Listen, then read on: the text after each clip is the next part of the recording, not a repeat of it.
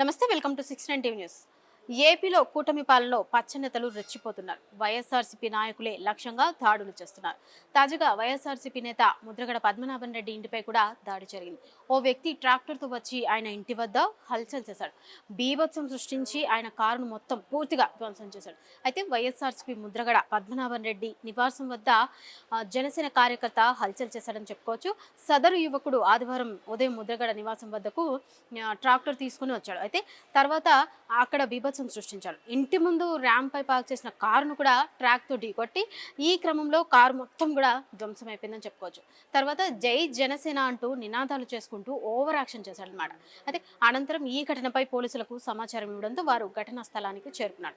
అక్కడ జరిగిన దాడిని పరిశీలించి ఈ క్రమంలో నిందితుడిని అదుపులోకి తీసుకున్నారు. ఈ నేపథ్యంలో వైఎస్ఆర్సీపీ పార్టీ శ్రేణులు ముద్దగడ అభిమానులు ఆయన ఇంటికి చేరుకుని ఈ దాడికి పాల్పడిన వ్యక్తిపై ఆగ్రహం వ్యక్తం చేస్తున్నారు. So over to studio, cameraman బంటితో రాణి.